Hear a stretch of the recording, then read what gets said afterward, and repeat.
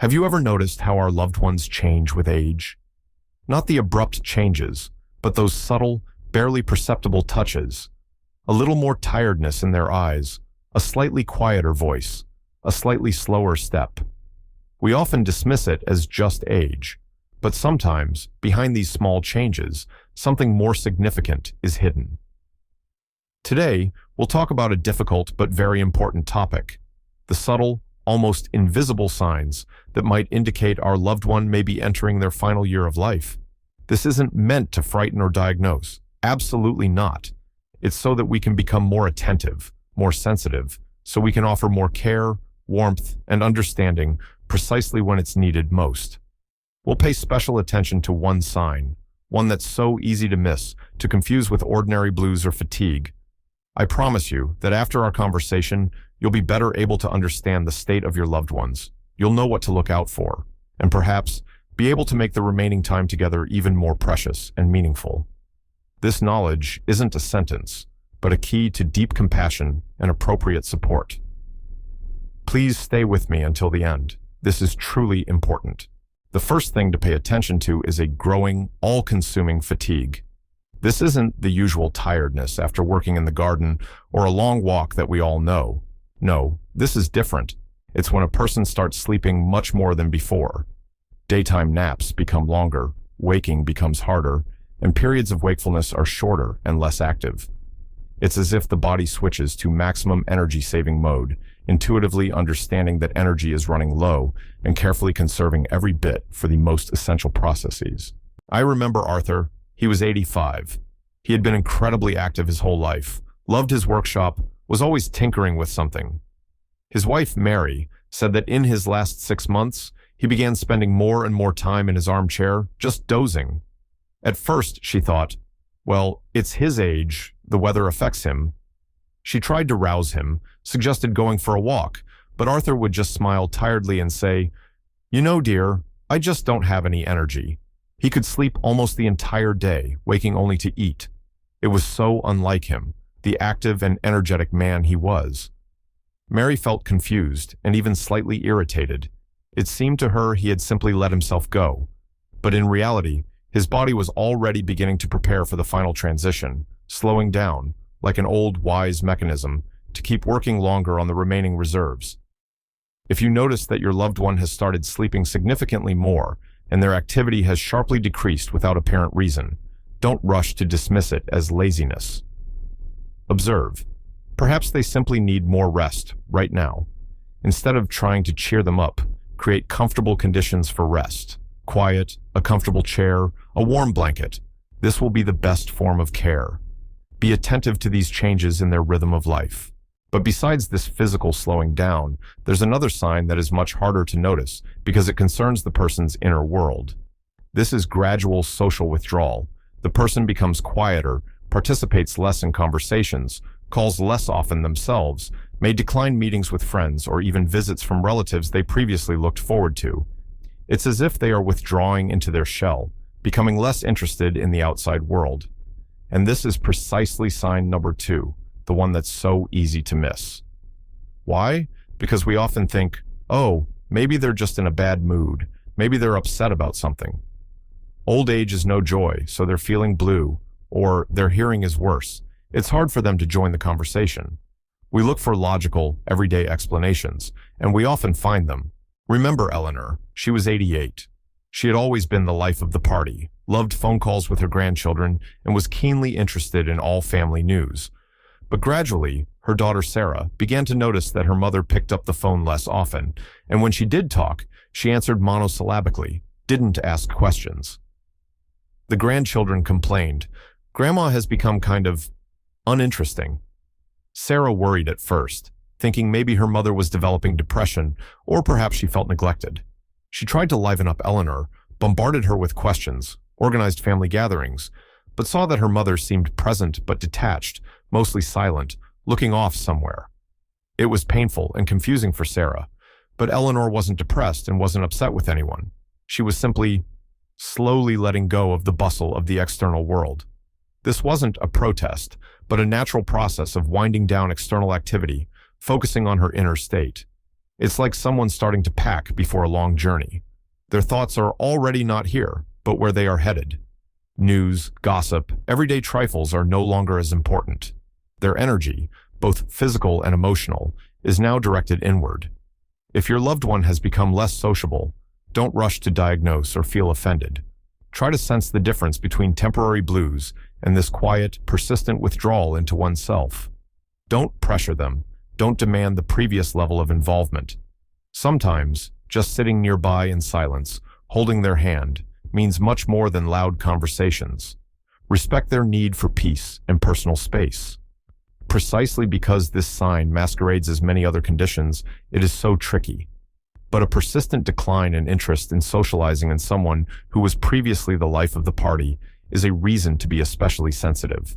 And just as a person may become less interested in external interaction, they may also become less interested in food. Another subtle sign is a gradual but steady decline in appetite and thirst. Portions become smaller. Favorite dishes no longer elicit the same enthusiasm. The person may forget to eat or say they are simply not hungry. The same applies to drinking. They drink less water, tea, juice. This often causes great anxiety among loved ones. After all, we're used to thinking that a good appetite is a sign of health, and we start coaxing, preparing the tastiest morsels, worrying that the person will become weak without food. I remember the story of George, 82. He always loved to eat well, especially his wife Catherine's homemade baked goods. But in his final months, he started leaving food on his plate, refusing seconds, saying a little bit was enough for him. Catherine was very worried. She baked his favorite pies, made soups, casseroles, but George would only politely pick at it with his fork and push the plate away. "Just eat one more spoonful for my sake," she would plead. She felt like a bad hostess because she couldn't feed her husband. She was even a little angry at him for this stubbornness, but it wasn't about stubbornness or the quality of the food. George's body's needs were simply changing. Metabolism was slowing down, the body required less energy, and it signaled this by reducing appetite. The digestive system also began to work less actively. It's like a car preparing to stop. It doesn't need as much fuel anymore. Of course, it's important to make sure there are no problems with teeth, swallowing, or any gastrointestinal diseases. But if there are no visible reasons and appetite fades, don't insist and don't turn mealtimes into a battlefield. Offer food in small portions, but more often. Let it be something light but nutritious. Same with drinks. Offer small amounts regularly to avoid dehydration. The main thing is to respect the signals from your loved one's body and not force them to eat. Remember, a decrease in appetite during this period is often a natural process. These physical changes, like fading appetite or general fatigue, often go hand in hand with barely noticeable changes in mental clarity or mood. This isn't necessarily dementia or a serious cognitive disorder, although that can happen too. We're talking about more subtle things. The person may become a bit more forgetful than usual, confusing dates or names, sometimes rambling slightly, repeating the same thing. Or, conversely, they might become unusually calm, serene, as if detached from everyday worries. Sometimes, talk about the past, about people long gone, increases. Memories become more vivid and important than the present. Mary, 90, had always been a very pragmatic woman with a clear head. Her daughter, Anna, noticed that her mother sometimes started talking about her parents, who died many years ago, as if they were still alive, or she had recently seen them. Sometimes she might forget what they had just discussed, or ask the same question several times in a short period. Yet, at other times, she was completely lucid. Anna was scared at first, thinking it was the onset of Alzheimer's, but the doctor explained that such episodes of wandering consciousness, a shift in focus to the past, or some confusion could be related to the general weakening of the body and changes in brain function due to declining vitality. It's like an old radio receiver that sometimes picks up static or switches to another frequency. What's important for us? Don't panic and don't sharply correct every wrong word or memory. If your loved one starts talking about the past or gets a little confused, treat it with patience and understanding. Sometimes these journeys through time are their psyche's way of coping with what's happening, finding comfort in cherished images. Listen attentively. Support the conversation if it brings the person peace. Of course, if confusion increases, a doctor's consultation is needed. But often, These subtle mental shifts are another quiet sign of the approaching departure, when the boundary between worlds becomes thinner. Our task is to be there, provide safety and emotional comfort.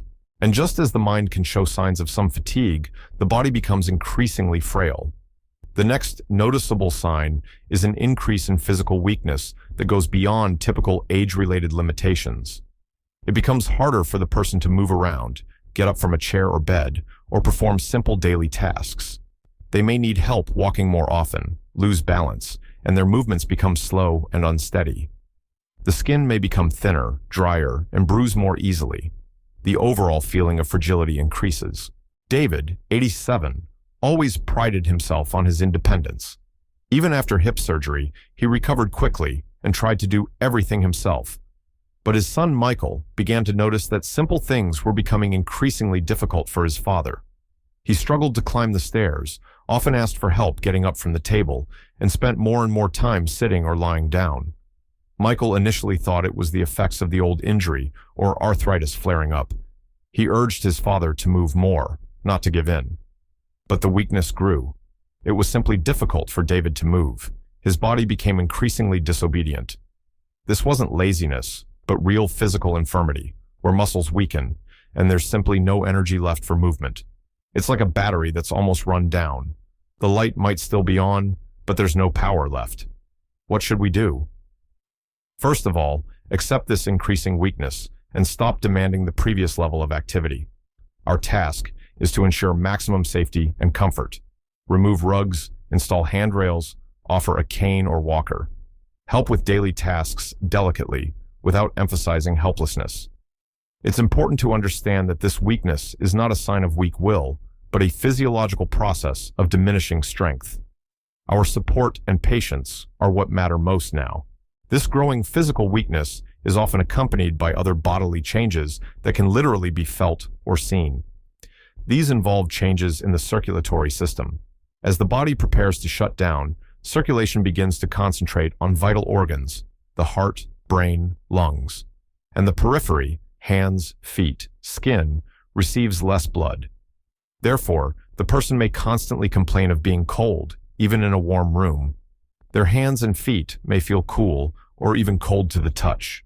Sometimes skin color may change. It might become paler, take on a grayish or bluish tint, cyanosis, especially on the extremities or around the mouth. Blotchy, bruise-like patches, skin mottling, may appear, especially on the legs. Helen, 89, was constantly cold in her final months. Her daughter Jane covered her with 2 blankets, put warm socks on her, but her mom still said, "I feel chilly." Her hands, when Jane held them, were noticeably cool. Sometimes Jane noticed that her mom's nails seemed slightly bluish. She worried, thinking maybe her heart problems had worsened. In part, this was true. The heart wasn't working as efficiently, and circulation was slowing down. The body was intuitively redirecting remaining resources where they were needed most. It's like a wise manager who, under scarcity, shuts down secondary facilities to ensure the main headquarters keeps running. Feeling cold and having cool extremities are common symptoms at this stage. Our task is to ensure the person is warm and comfortable. Warm socks, an extra blanket, a soft throw, a heating pad, use carefully. A light, gentle touch, warm drinks, if they are drinking.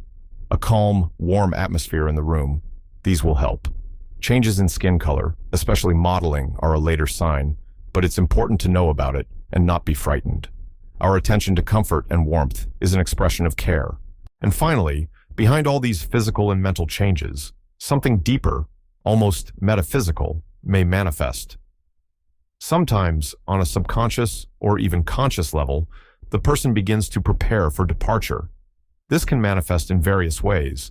They might start giving away their belongings, giving instructions about certain affairs or documents, summing up their life. Talk about deceased relatives or friends may increase. Sometimes the person says they saw them or that they are waiting for them.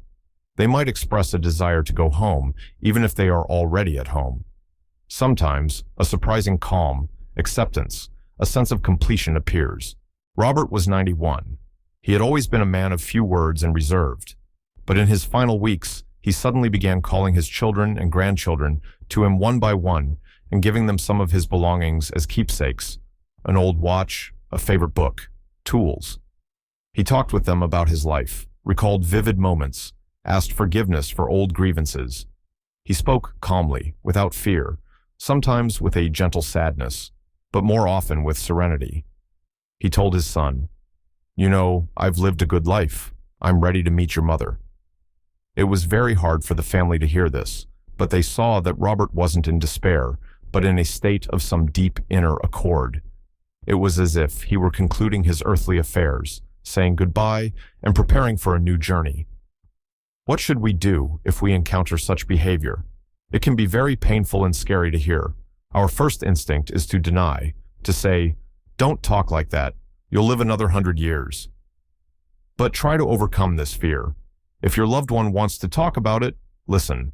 Listen with an open heart, without judgment or argument. For them, this can be a very important stage, to express their feelings, sum things up, receive validation that their life had meaning, that they are loved and will be remembered. Don't be afraid of these conversations. Sometimes they bring the greatest comfort, both to them and to you. It's an opportunity to say goodbye, to say the most important words, to feel a deep connection before parting. Respect their feelings and their readiness or unreadiness to talk about it. Your sensitivity and acceptance are a priceless gift. My dears, we've talked about difficult things today. These 7 signs are not a precise medical prognosis, but rather quiet hints or cues that life gives us so we can be more attentive to our aging loved ones. It's important to remember that every person is unique, and this path is different for everyone. For some, these signs will be more pronounced, for others, barely noticeable, and some may not show them at all. The main thing is not to diagnose, but to open your heart to love, compassion, and care. You possess wisdom and life experience. You know your relatives better than anyone. Trust your intuition, your heart. Everyone deserves to pass away with dignity, in an atmosphere of warmth, respect, and love. And it is within your power to give this to your loved ones, simply by being present, listening, understanding, and accepting. Remember that even in the most difficult moments, love and human warmth can work wonders. Take care of yourselves and your loved ones.